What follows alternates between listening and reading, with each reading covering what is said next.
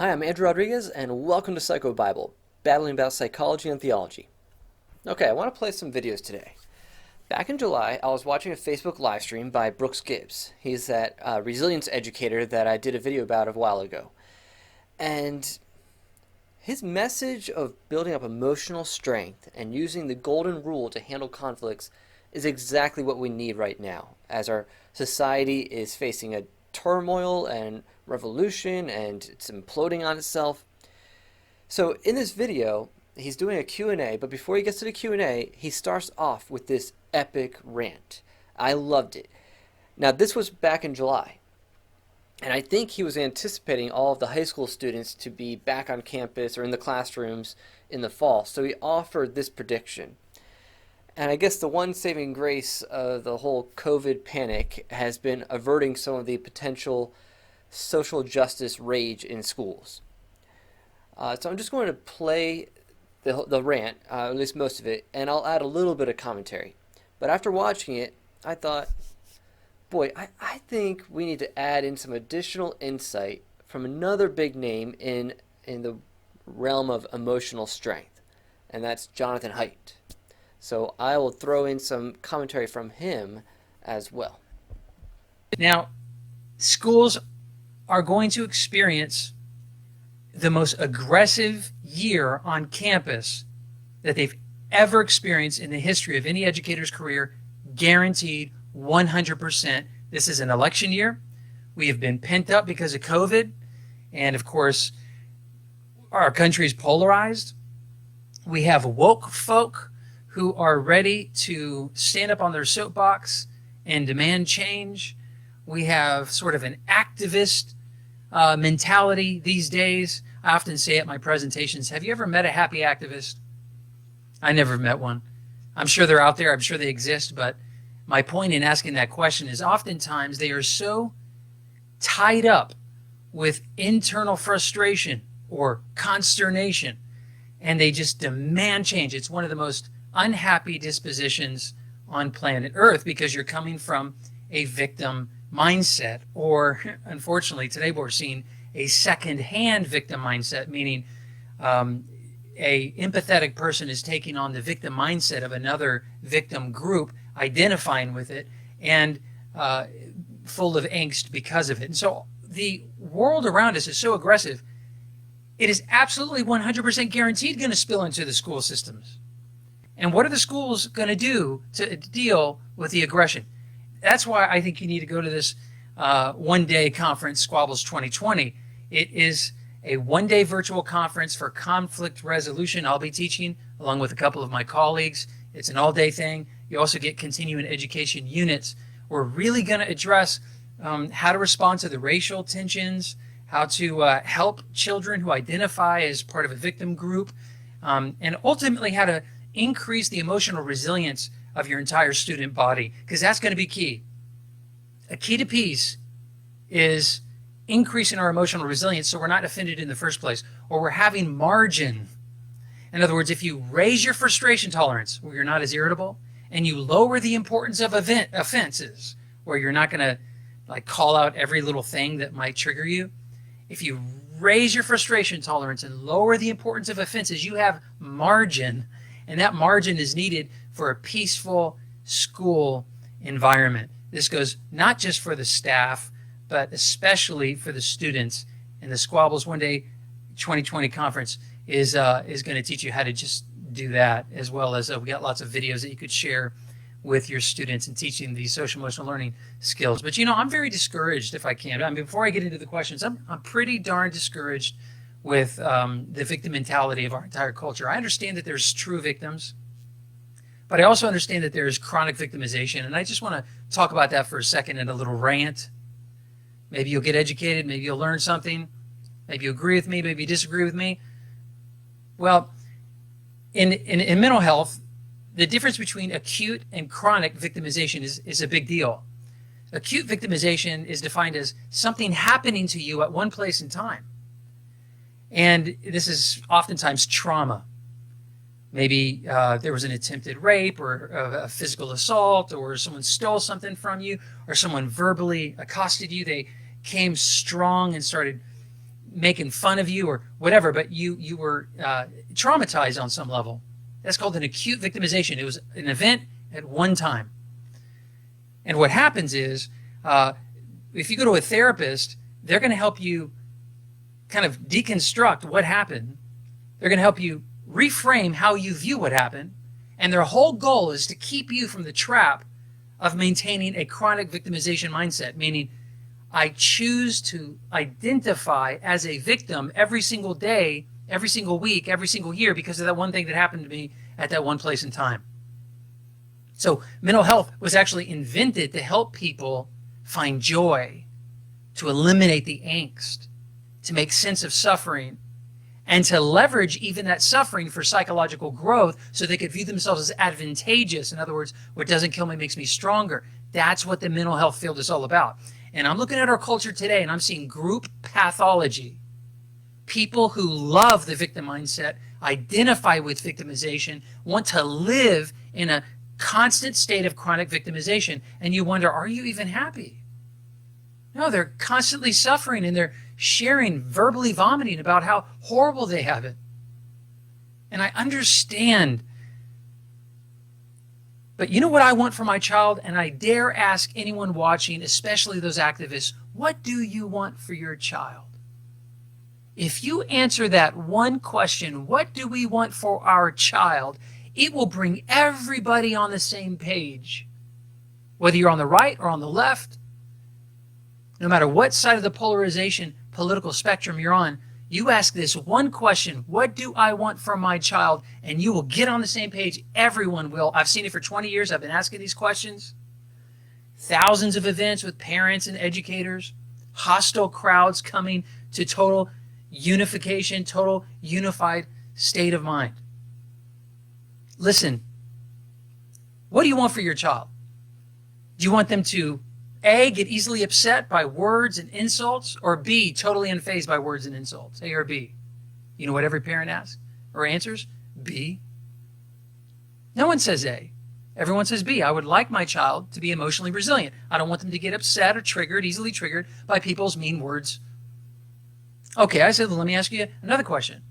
Do you want your child to get easily upset if they're pushed, but there's no pain? You know, like they're playing sports and someone bumps them, not intentionally, no pain. Do you want them to get all angry and upset and fly off the handle in anger and want to fight and be a poor sport? That's A. Or B, be able to recognize that there's no real threat. It was just a provocation maybe, and brush it off. Well, B, we want our child to have physical resilience through emotional resilience so they're not interpreting little physical provocations as a huge offense. After all, sports is organized aggression, and we need to be able to be emotionally strong so that we can be physically strong. Every parent says B. And then I ask them, okay, do you want your child to be super disappointed and devastated when they're not invited to a party or excluded from a group? Or do you want them to be creative and find something else to do and not be emotionally devastated when they're excluded from a group, A or B? And every parent says B. No parent says A. Every grown-up knows that social exclusion is a way of life. There are a lot of places you can't go. Some people you don't even want to hang out with. In fact, when you throw a party, you intentionally don't invite certain people because you know if they came, they'd ruin the party or they'd hog the attention. And so we are, by nature, very exclusive people, and there's nothing wrong with that. It preserves values and resources. Birds of a feather flock together. Even nature does this. Another question to ask, what do you want for your child? Do you want your child to blame their problems on other people and expect them to solve their social and emotional problems?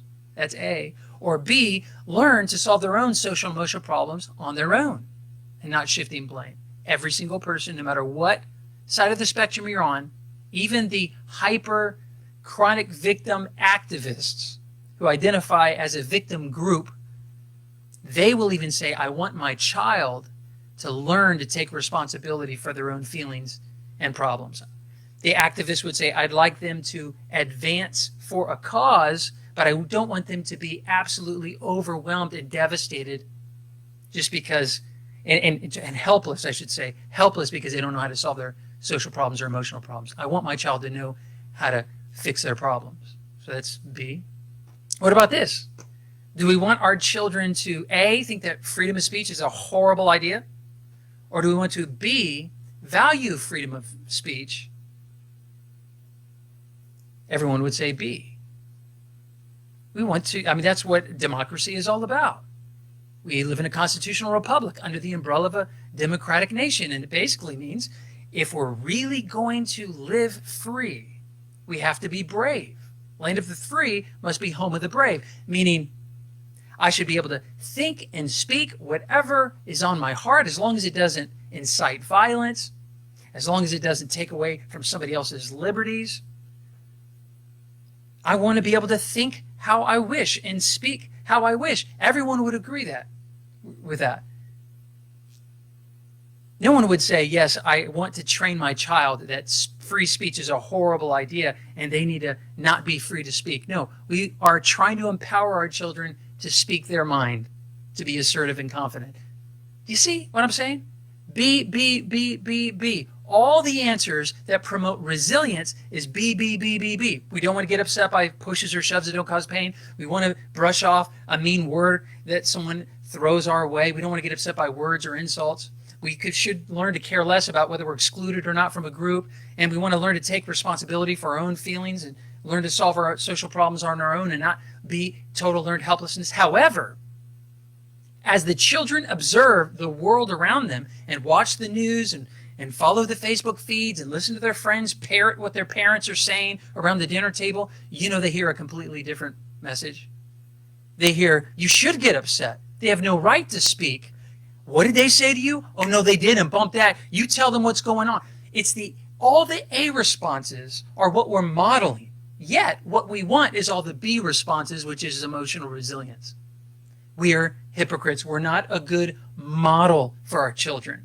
We need to keep in the forefront of our minds asking that simple question, what do we want for our children?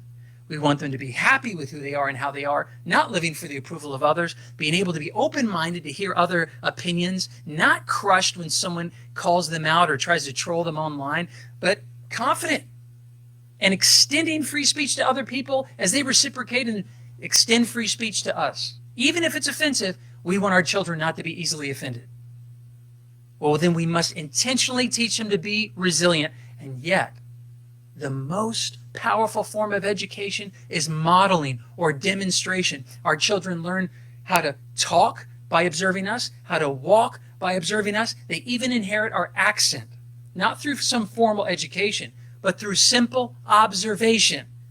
That's the most potent, powerful form of education, and the kids are watching right now. That's why I'm telling you, this fall will be the most aggressive campus cultures ever in the history of education. Kids are going to school all wound up, hyper-victimized, chronically victimized, and ready to blame their feelings and problems on other people. And anger has now become a virtue. The more woke you are, the more attention you get, and the more praise you get from the people, and the more victim tags that you can add to your own personal identity, the more qualified you are to speak your truth. And it's not a mutual exchange of an intelligent conversation. It's a shut up and listen to me. And the other person saying, no, you shut up and you listen to me. That's what we're modeling. And you don't think that's going to spill over into schools?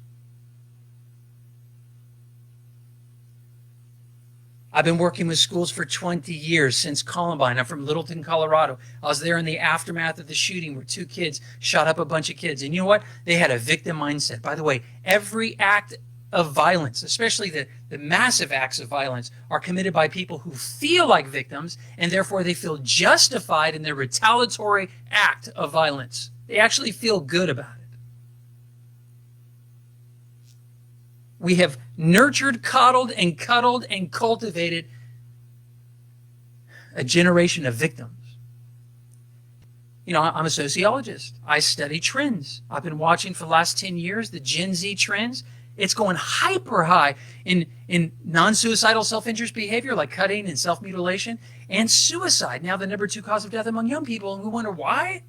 Because they identify themselves as helpless victims. We want them to believe B, personal responsibility and empowerment, but we model to them A, chronic victimization, and they're screwed up. They don't know what to do. Okay, nearly everything Brooks is saying in here is so true. I cannot agree any harder with everything he was saying, but that last part is where I have to correct him a bit. He says that this stuff is spilling into the schools. But the reality is the schools are teaching this. And it might be a hard reality for him to accept because he is a resilience educator. He's being invited by schools to teach kids emotional resilience and strength. But the reality is you look at either in schools, like grade schools and high schools, or in colleges, we are teaching through our, like, say, the whole safe spaces mentality, trigger warnings, the zero tolerance policy for bullying. We are seeing how the schools are helping to foster this environment. Heck, just look at what happened at Evergreen University in the spring of 2017. I mean, that was a buildup. If you watch Benjamin Boyce's series on this, you'll see that these students who went and held this giant protest on campus over an email, they were living out what they had been taught for the past few years as in their classes. The teachers were reaping what they had sown, and the administration was reaping what it had sown. And now what you're seeing in our society at large, in either our places of employment or on the streets with these riots, is Evergreen now being extrapolated. And so here's where I want to bring in Jonathan Haidt to really expound on everything Brooks is saying here. Haidt has written 3 amazing books, and I recommend them all. But for this video, I'll be pulling from the Coddling of the American Mind, how good intentions and bad ideas are setting up a generation for failure, which he co-wrote with Greg Lukianoff, a civil rights lawyer and director of FIRE, Foundation for Individual Rights in Education. In fact, the idea for the Atlantic article that became the book came from Greg. So it all started in 2007 when I was lucky enough to have a full-on medical level depression. But the thing that saved me, the thing that ultimately helped me deal with my depressions in general, was cognitive behavioral therapy. In a sense, it's sort of like applied stoicism. You just look at your own thoughts, you talk back to the really exaggerated ones, you label them as cognitive distortions. These include things like generalization, catastrophizing, binary thinking everything has to be either all good or all bad. I'm actually particularly guilty of these. And amazingly, if you just actually learn what these distortions are and practice every day to sort of talk back to sort of the more anxious or depressed voices in your own head, it's an incredibly effective treatment for depression and anxiety. And it absolutely changed my life. Meanwhile, as this is changing my life, I'm still the president of FIRE, which means I defend free speech and due process and academic freedom on campus. And and while I was learning all of these intellectual habits, all these ways to sort of talk yourself down, I was looking around at what administrators were doing and saying to myself, wow, it's actually kind of like the administrators are saying, oh, by the way, do engage in cognitive distortions, do engage in binary thinking, do overgeneralize, and most of all, catastrophize all the time. And I remember thinking something to the effect of, well, thank goodness the students don't seem to really be buying it. And that's what changed in 2013, 2014. Prior to 2013, 2014, since I started in 2001, the worst constituency for free speech on campus was actually administrators. The best, most reliable fans of free speech you could run into on campus were generally the students themselves. And then sometime around 2013, 2014, we saw, suddenly they were demanding, everything from trigger warnings to microaggression policies to disinvitations for even people, but both on the left and the right on the spectrum. And it seemed that, like we said, it seemed to happen almost overnight. And this, and when I went to talk to John about it, we'd become friends through a mutual friend. And I said, it's almost, I talked about my whole theory that we're teaching a generation the habits of anxious and depressed people from cognitive behavioral therapy. John got really excited about the idea and asked if I wanted to write about it. And I was already a fan of John's work, so I was like, absolutely. Now, Jonathan was raised a liberal all his life, and he always voted Democrat.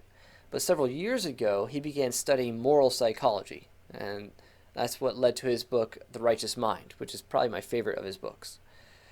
And he was studying what divides us politically. So he comes at things from a more balanced perspective than most. He's now considers himself kind of politically like a nomad or an exile, and he tries to be as objective as he can. He does very thorough research, and if there's not enough evidence for some ideas, he leaves it out of his books. So I appreciate that about him. Well, what they found was scientific evidence of the actual harm coming from our new culture of safe spaces, cancel culture, and chronic victimization. You could look up Jonathan Haidt and Coddling in the American Mind on YouTube, and you'll find just a bunch of different interviews he was doing at the time when the book was released in 2018. So I'm just going to play some clips of Jonathan explaining the core findings in various interviews.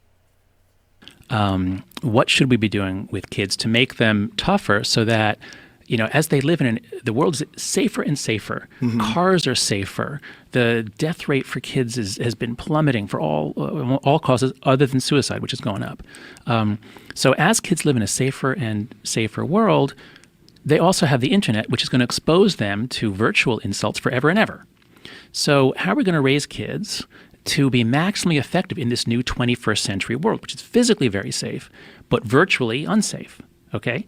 Now I'm just going to add here, the agenda now seems, with COVID, the coronavirus panic, Black Lives Matter, all this woke ideology, the agenda now seems to convince kids and young adults or people in general that the world isn't physically safe either. We've been equating words with physical harm now.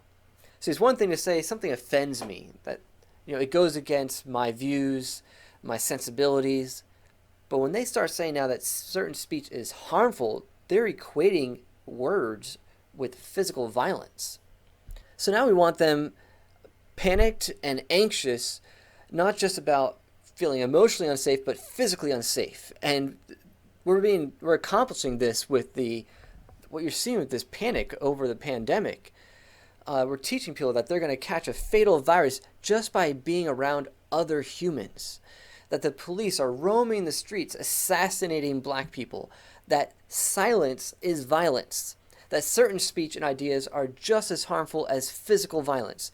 You're seeing these ideas propagating and creeping more and more into the mainstream. What used to be something you just see in some fringe humanities classes is now, thanks to social media, entering the mainstream and getting popularized, but not just popularized by lay people, but now being canonized through legislation or government mandates. So it seems like there's a real effort now to make people feel physically unsafe, even over a virus that is over 99% recoverable. One of the things that's really struck me as interesting about the safe space movements and the microaggression policies and all of that is that it does run so contrary to what every clinician worth his or her salt knows about treating anxiety or depression. And so that's a kind of a remarkable phenomenon in itself, is that what we know clinically has been absolutely inverted by people who are hypothetically agitating on the part of students' mental health. And it's not as if the mental health community has stood up en masse and denounced this. Your point about how this is not these new ideas are not clinically supported. Something that we suggest in the book, we don't know the degree to which this is going on. To what extent is this a sincere desire for protection and a sincere belief that students are fragile? And to what extent is it the pursuing of a political agenda and making political points and using mental health as a cover? I think both are operative, and it may depend on the context. So why do you think the first one is operative? Because this runs so contrary to everything that's known about the actual protection of mental health, I'm very skeptical about attributing positive motivation to it. Like, it seems to me that it's fundamentally driven by resentment. Well, it's so you're absolutely right that the psychological community does not support this, but yet has not stood up very vocally to condemn it. So we are hopeful that psychologists and psychiatrists, everyone we spoke to, agreed that, and strongly. Yeah, that's right. That exactly the worst thing to do for someone who suffers from PTSD is to sweep clean their daily life of reminders, thereby denying them the chance to habituate, to decondition the power of these, quote, triggers in the real world. But the thing that was so striking was that they were medicalizing all of these claims. And I was like, of course, I was sitting there going like, that doesn't sound right. And I talked to John and he was like, that doesn't sound right. And we interviewed for the original article maybe 7 different clinical psychologists, CBT experts, for example. And the thing I keep on trying, I keep on explaining it is, it's as if we're turning up what could be a minor aversion into something more like a phobia, because we're giving it so much more power. And the worst thing of all that we're doing so much of on campus is we're turning it into a schema. We're turning the idea that I'm fragile and that I'm broken into a permanent sort of self-definition. So we're all playing multiple games at the same time. And if we go back 10, 15 years, left and right didn't like each other, but there wasn't the sense that if our team lost an election, it was the end of the world. And so it was upsetting, but we didn't demonize the other side as much. Well, if that's the case, it's possible to sometimes play the politics game where I'm fighting you and my team's fighting you, and we will twist the truth. We'll do whatever it takes to get an advantage, a rhetorical advantage. We'll frame things. We'll use words in a manipulative way in order to win. So that's a game that we can always play. And then there are other games, which are you can actually meet someone and form a relationship. The get to know you game. There's the learning game, like, oh, tell me something I don't know about. Oh, you're an expert in something. Oh, tell me about that. And here we are at New York University. The game we're supposed to be playing is the learning game. That's supposed to be our number one game. And what's happened, especially in the last 5 years, what's happened is as the cross-partisan hatred is ramped up, and there's all kinds of graphs. We've got some in my books, and they're all over the net. The Pew surveys has great graphics on this. Cross-partisan hatred, the degree to which we hate the other side, was actually pretty stable in the 70s, 80s, and all the way into the 90s. It's only in the early 2000s that the graphs start going up and up and up, the degree to which you hate the other side. And as that's happened to us, it's much, much harder to play the learning game or the get to know you game. And the politics game, the warfare game, us versus them, that has come to dominate everything. It's spreading out, it's one thing in the public square when you've got protests and counter protests. Of course, it belongs there. That's fine. But it's spreading into school. It's spreading down into high schools. It's spreading down. I just got a memo from my daughter's elementary school. They're going to be doing what they call health class, but it's basically social justice programming. Now, I want my kids to be exposed to a diversity of views, but if it's only going to be ideology of the left, and this is in health class for 5th graders, like that's not appropriate. Let's leave the kids out of the culture war.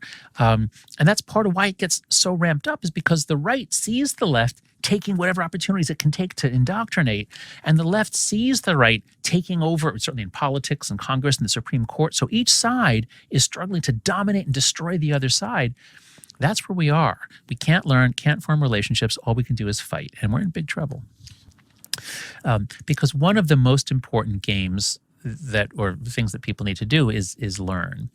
And something I'm seeing a lot among kids and teenagers is to the degree that you're on social media, for example, to the degree to which you're being judged and held accountable, you have to display. You have to show your virtues. You have to show what team you're on, sort of display your gang signs in a sense.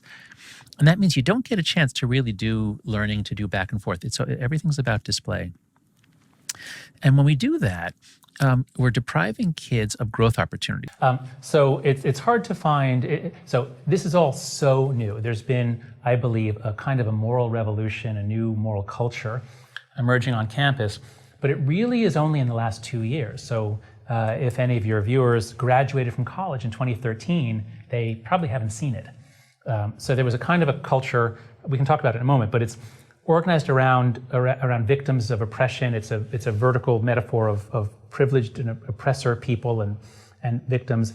And this idea that everything is power, it goes back a long way. I mean, students are always at risk of being told everything is power. No, everything is money. No, everything is sex. So we've had these, one-dimensional moral cultures for a long time, but they were limited to certain departments on campus at certain schools. But something began happening in 2014, 2015, where we just started hearing all these stories. Right. So when Greg and I wrote the article, it was just there were all these amazing, shocking stories of students. What's an example of one? Well, it's, one of the ones we tell in the paper that everyone knows.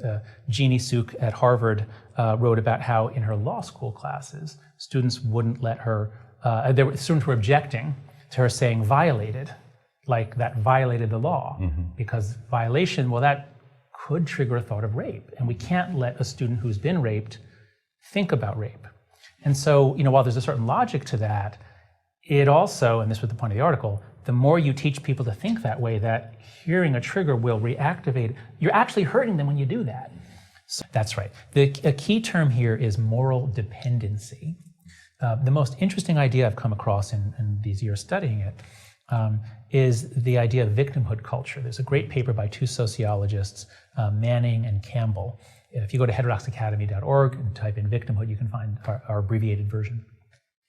They analyze how many cultures used to be honor cultures, where a small insult must be attended to by you. You can't go get someone to fight your battles for you. You have your honor.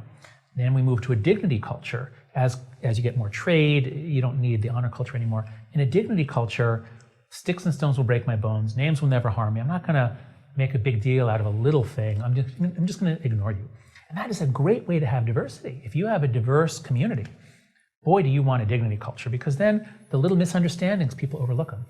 But what they show is that in some universities, and they're writing in 2014, before the blow-up, in some universities, those that are most egalitarian, so it's only the most left-leaning universities, where they're already egalitarian, and there's an authority who can be brought in to punish, decide. Everybody is desperately trying to get prestige by either showing what a victim they are or by punishing people who they think have harmed victims by getting the administration to come in. So everybody is pitching to the powers that be to come in. Where did this come from? In the 80s and 90s, America changed its parenting. Kids lost unsupervised time. Kids used to have a lot of unsupervised time. You get into fights, you work it out. But because of the fear of child abduction, because of the anti-bullying policies, American child rearing changed so that there's always an adult, and the adult always solves the problems. And the whole point is you want to state your case to get the adult to punish him, and not to let him get the adult to punish me. And so kids haven't had the chance to learn to deal with insults, to learn to be excluded. I mean, we all get excluded, and you learn to deal with it. Okay, I love that he gets into the honor cultures. This is what I've been saying. With the rise of woke ideology in the West, we've been seeing honor-shame culture dynamics rise to prominence.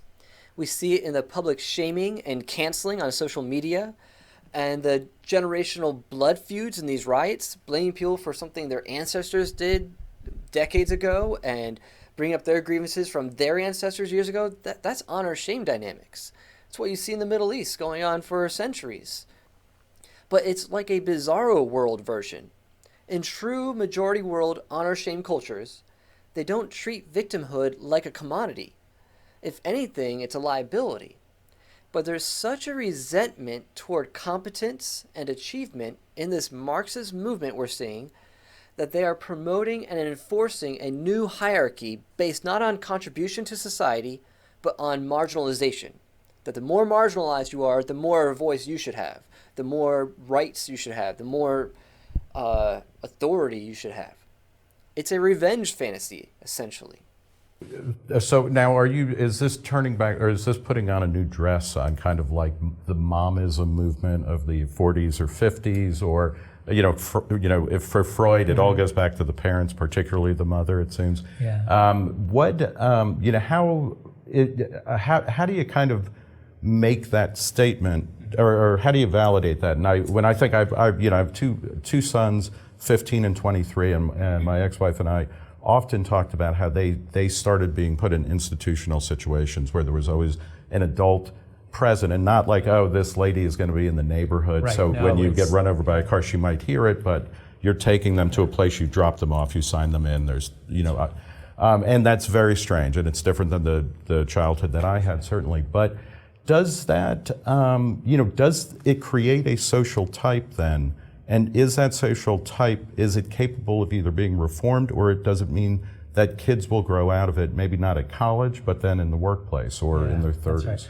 Yeah, so, right, people are concerned about this for generations, and I think there's no question that life in childhood has gotten more feminized, away from the masculine virtues. And in many ways, that's good. Yeah. There was a lot of bullying and name-calling, and so, to have a general trend that way is probably right and good and inevitable. Right. But I think it can go too far when it encourages moral dependency. Now, as a psychoanalytically trained therapist, I've been seeing this fragility in Gen Z as a result of our rampant fatherlessness. See, children need both a mom and a dad. They need a mom that is feminine, who soothes and comforts. And they need a dad that is masculine, who will stimulate and challenge them, strengthening them for the difficulties of life. One parent cannot adequately provide both influences. And guess what? Sorry, same-sex parents can't either. It's not about just having two of a parent. It's about they need both a mom and a dad. A mom who's feminine, who's going to nurture as a mom would nurture, and a dad who's masculine, who will nurture as a dad would nurture. But what stood out to me when I was reading Jonathan and Greg's book was that the research showed that these emotionally fragile children are even coming from these homes that have both parents. But what we're seeing is that the dads are parenting no different than the moms. The dads have become feminized. They're both being overprotective helicopter parents. So, what are the solutions? Y'all, we need to, number one, pray. Pray that we would stop being hypocrites, that we would consider what we're modeling for our children. And if you have a cause to advance, compartmentalize it in its proper space. And don't let it become you in your whole identity.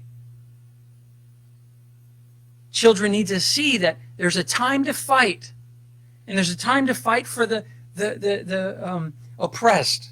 There's a time to speak out for them, but it doesn't need to creep into our entire existence. Because what happens is it poisons our personality. And if you're wondering why there's animosity and aggression in your own home, kids are yelling and fighting at each other, pointing at each other, mom and dad are on the brink of divorce, and you just lack joy or happiness, it's because the acute victimization, or the second-hand acute victimization that you've inherited by observing another unfortunate oppressed group, you've now worn, and you're now chronically victimized, and you're doing that to your own self. All of us suffer in one way or the other. All of us have trials, whether it's a physical problem, a learning disability, whether it's a lack of talent, or whether it's somehow we're not socially able to dominate our little social groups, so we're left out and excluded. All of us have reasons to feel victimized. All of us, for the most part, want a little bit more money or want to figure out how to do life better. We're constantly disappointed in ourselves. There's a million reasons to identify as a victim. But it takes courage to say that's not going to define me. And instead of focusing on the bad, I'm going to look for the upside to every letdown, the good in every bad. I'm going to be a positive, optimistic thinker. That's what we need. So once again, if you work at a school, pain is coming. Pain is coming. I've been working in schools professionally, over almost 3,000 schools I've worked with. Pain is coming this fall. I'm telling you right now, it is going to be the most aggressive campus culture we've ever dealt with. And I'm pleading with you, check out our Squabbles one-day conference for educators. It's starting July 21st. It's a one-day deal. We'll give you continuing education units when you register for it. You can register for it at squabbles.com. We're going to teach you how to teach kids to stop being victimized needlessly and to solve social problems so that we can bring peace back to the classroom. Okay, y'all. That was a little rant. Now it's time to answer some questions. And I think the key idea that we need to put on the table here, and that I think everybody who works with kids needs to keep in mind every day, is anti-fragility. I know you've talked about that on the show before. But I can just give a very brief explanation of it because it's such an important concept.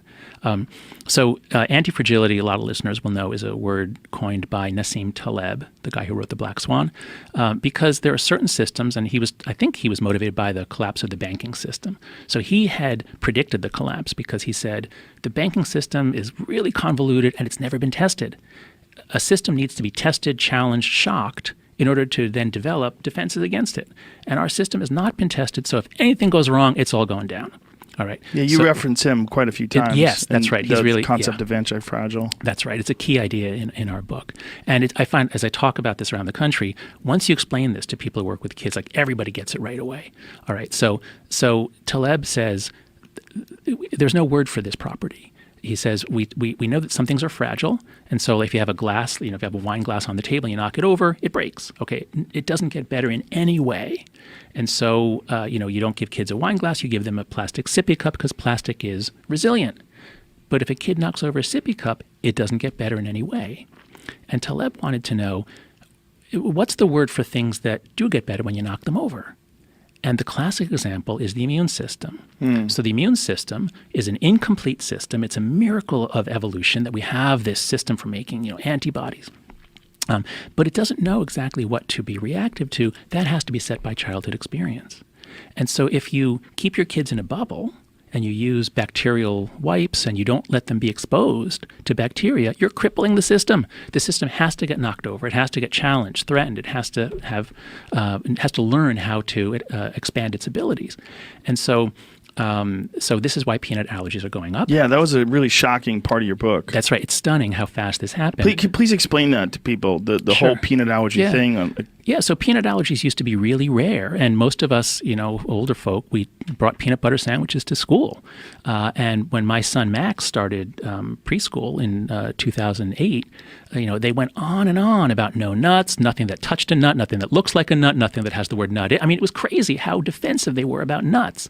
And as we were writing the book, I thought back on that, and I said, wait a second, why, we're freaking out about nuts, and the more we freak out about it, the higher the allergy rate goes. And it turns out there was a study done and published in 2015 where the researchers noticed that the allergy to nuts is only going up in countries that tell pregnant women to avoid nuts. And they thought, well, maybe that's why. And so they did a controlled experiment. They got about 600 women who'd given birth recently, and whose kids were at higher risk of an allergy because they had eczema or some other immune system sort of issue. So about 300 of them are told, standard advice, your kid's at risk of a peanut allergy, so you should not eat peanuts while you're lactating and keep peanuts away from your kid. And the other half were told, here is an Israeli snack food. It's a puffed corn with a peanut powder dusting on the outside. Give it to your kids starting at 3 or 4 months, whenever they're ready to eat. And they monitored them. They made sure that there weren't fatal reactions or strong reactions. And then at the age of 5, they gave them all a very thorough immunological test. And of the ones who followed the standard advice, 17% had a peanut allergy. They would have to watch out for peanuts for the rest of their lives. That's such a high number. Because these were kids who were already predisposed. Yeah. But the half that were predisposed but given peanut powder, 3%. Just 3% had a peanut allergy at age 5. In other words, we could almost wipe out peanut allergies by giving peanut powder to kids. And just a few months ago in Science, the front page article was on doing that. And so, again, good intentions and bad ideas. We're trying to protect our kids, so, keep them away from peanuts. But that's exactly the wrong advice because kids are anti-fragile. Brooks Gibbs has been preaching resilience and emotional strength. Jonathan Haidt, he preached the same things, but he makes a distinction between resilience and anti-fragility. And that's because there really hasn't been a term for what he describes as anti-fragility. So it's a lesser known term. But I think that both Brooks Gibbs and Jonathan Haidt would agree with each other. And Brooks probably would be likely to just adopt Jonathan Haidt's terminology.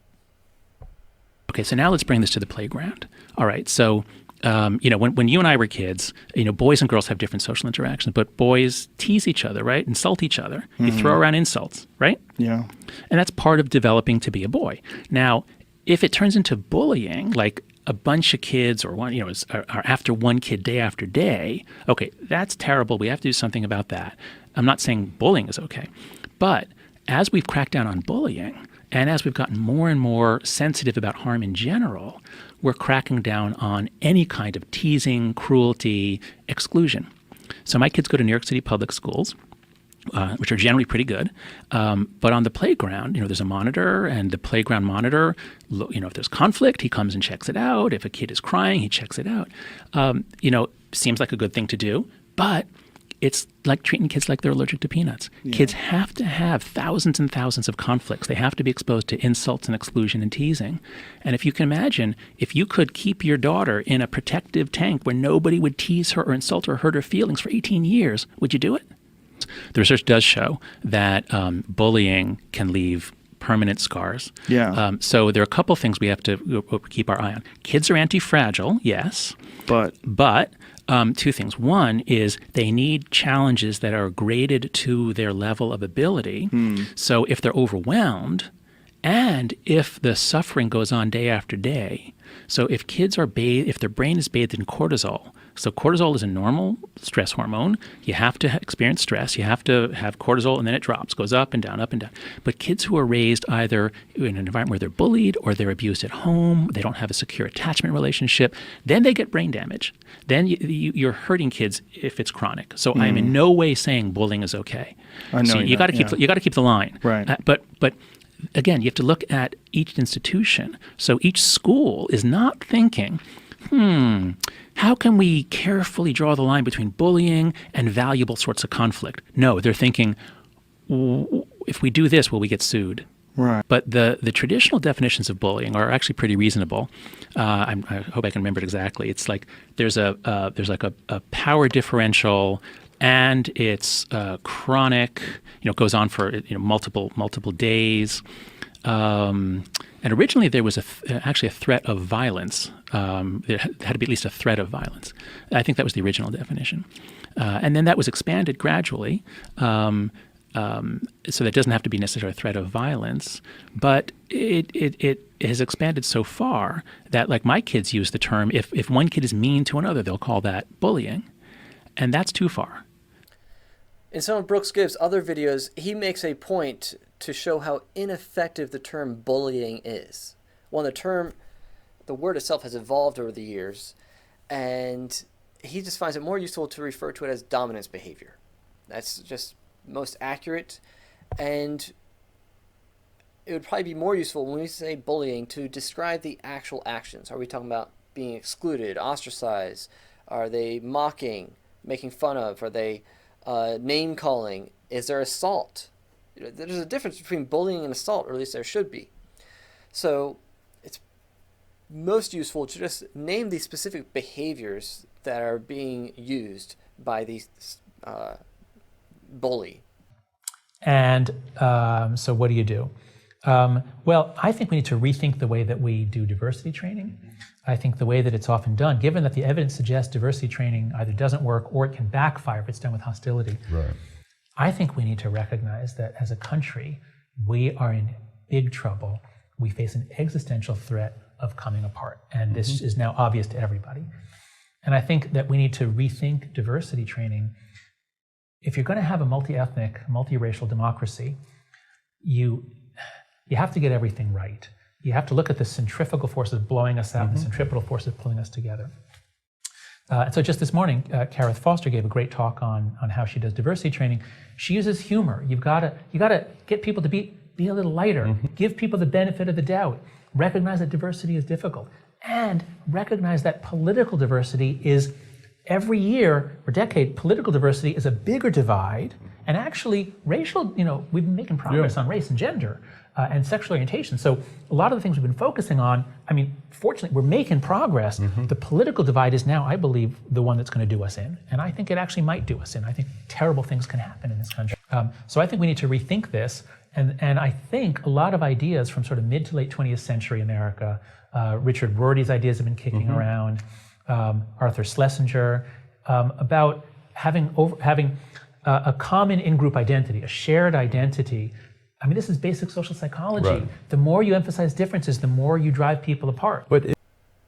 So there you have it. That's my way of having Brooks Gibbs, resilience educator, interact with moral and social psychologist Jonathan Haidt, as well as Greg Lukianoff, and having the two interact. I can't get them together for an interview necessarily, but I can take their clips and put them together and show how they've been seeing these trends in society, and they've actually both been, in their own ways, been trying to avert this disaster that we're now seeing on a society-wide scale.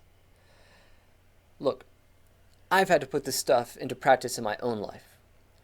Growing up in a very segregated area in Lancaster County, PA, I had to develop a thick skin. I can't demand that people like me or protect me from anything that could be offensive. I've had to work with coworkers who are racist. I stood up against them. I've been in churches where there's members of the KKK. We've experienced prejudice, racism in my family against us from people where we lived or places where we went to church. I've had to deal with it, okay? And so as an outsider, I've had to learn strategies for how to relate to people who may be different from me. If all you do is congregate with people who share everything in common with you, if you follow the intersectionality matrix, well, that's not true diversity, and that's not unity.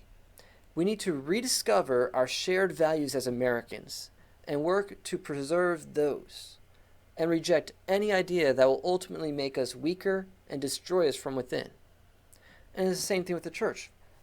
We need to get back to, all right, what's it mean as to be a true believer and follower of Christ? And it's that moral fabric that used to be what united us, not just as Christians, but even as Americans. But further and further we go in rejecting the cross, rejecting Christianity, rejecting God. I'm afraid we're not going to be able to pull ourselves together with anything of substance, but instead we're now going to unite based off these arbitrary characteristics like race and skin color and gender or sexual identity or sexual orientation. And all that will end up doing is divide us, and we'll collapse. Well, I hope we can find true unity through Christ at some point before it's too late. All right, so that's what I got. Feel free to join me in the comments. Like, share, comment, subscribe. Hit that bell for notifications. I know I got some 200 subscribers, but very few of the subscribers are actually seeing my videos. So please make sure you hit that bell. Hit all so you don't miss the notifications, because apparently YouTube likes to pick and choose when they'll give you a notification. I only put out a video about once a week, so help a brother out. All right. Take care. God bless.